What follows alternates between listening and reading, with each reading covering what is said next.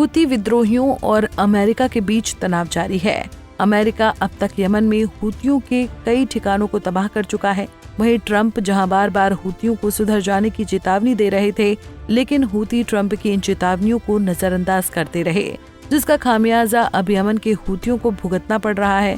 खासकर जब से हुतियों ने लाल सागर में अमेरिकी जहाजों पर हमला किया है, तब से ही ट्रंप उबले हुए हैं और अब वो ठान चुके हैं कि हुतियों से वो किसी भी तरीके से इस विद्रोह का बदला लेकर रहेंगे, जिसके तहत जवाबी कार्रवाई करते हुए ही अमेरिकी सेना ने हुतियों के ठिकानों पर एयर स्ट्राइक करनी शुरू कर दी, जिसमें मिली जानकारी के अनुसार 5 बच्चों सहित कुल 53 लोगों की जान जा चुकी है। ऐसे में ये लड़ाई अब चरम पर पहुंच चुकी है, जहां सिर्फ बदला और बदले की भावना ही इस युद्ध को तबाही के मंजर में बदल रही है। ऐसे में कहां से शुरू हुआ ये युद्ध का फसाना और कैसे अमेरिका और हुतियों के बीच का ये संघर्ष बढ़ा, उसके बारे में आपको विस्तार से बताते हैं। दरअसल अमेरिका और हुती विद्रोहियों के बीच संघर्ष हाल ही में और गहरा हो गया है, जब अमेरिका ने सैन्य कार्रवाई करते हुए हुतियों के ठिकानों पर हमला किया है। इस हमले को अमेरिकी प्रशासन द्वारा अब तक की सबसे बड़ी सैन्य कार्रवाई के रूप में देखा जा रहा है।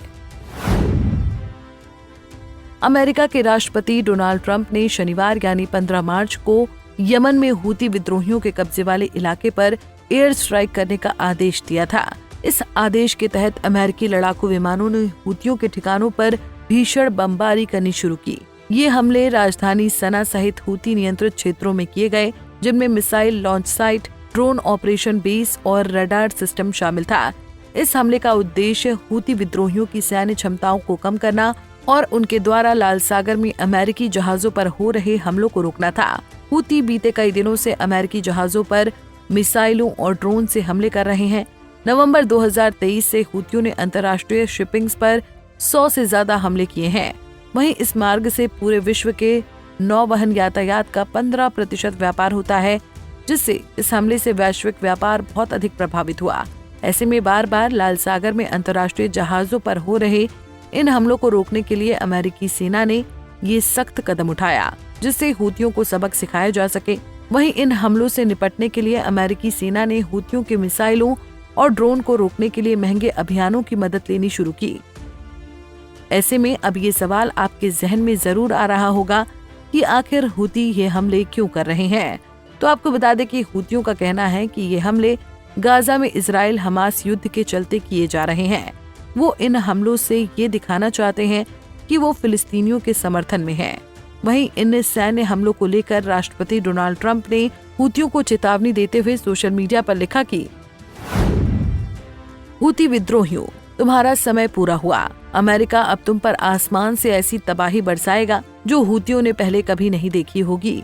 इसके साथ ही उन्होंने कहा कि ईरान समर्थित हुती विद्रोही जब तक मुख्य समुद्री मार्ग पर आने जाने वाले मालवाहक पोतों पर अपने हमले बंद नहीं कर देंगे, तब तक अमेरिका हुतियों पर हवाई हमले जारी रखेगा। इसके साथ ही ट्रंप ने ईरान को भी चेतावनी दी कि वो विद्रोही हुतियों का समर्थन बंद कर दें, नहीं तो उसे हुतियों के सभी बुरे कृत्यों के लिए जवाबदेह बनना पड़ेगा। हालांकि अमेरिकी हमले के एक दिन बाद ही हुती समर्थकों ने ये दावा किया है कि उन्होंने 24 घंटे के अंदर अमेरिका से एयर स्ट्राइक का बदला ले लिया है। दावों में ये कहा गया है कि हुतियों ने अमेरिका के USS हैरी एस ट्रूमैन और उसके साथ अन्य युद्धपोतों पर मिसाइल से हमला किया है। ये सभी जहाज लाल सागर के समुद्री मार्ग पर तैनात हैं। हुतियों ने ये भी बताया है कि उन्होंने कौन सी मिसाइल का इस्तेमाल इन युद्धपोतों को ध्वस्त करने के लिए किया है। हुतियों ने इस हमले के लिए 18 बैलिस्टिक और क्रूज मिसाइलों का इस्तेमाल किया है। इस हमले की जानकारी देते हुए हुती प्रवक्ता ब्रिगेडियर जनरल याह्या सरी ने कहा कि लाल सागर में अमेरिकी युद्धपोतों पर यह हमला यमन में अमेरिका द्वारा की गई एयर स्ट्राइक का जवाब था। यहाँ पर अमेरिकी लड़ाकू विमानों से 47 से ज्यादा हवाई हमले किए गए हैं, जिसमें 53 लोगों की जान जा चुकी है। वहीं कई अन्य जख्मी हैं। वहीं हुती इस बात पर अड़े हुए हैं कि वो जवाबी हमले जारी रखेंगे। हालांकि अमेरिका की ओर से इस हमले को लेकर अभी तक कोई आधिकारिक बयान नहीं आया है, लेकिन अगर इस मामले को हल नहीं किया गया तो मध्य पूर्व में तनाव और बढ़ सकता है। बहरहाल अब ऐसे में दोनों ओर से मचा ये युद्ध संग्राम कब शांत होगा, इस पर संशय बरकरार है। वहीं ट्रंप अब इस मामले में आगे क्या कदम उठाते हैं, इस पर पूरी दुनिया की निगाहें टिकी हुई हैं। Bureau report, Punjab Kesari TV.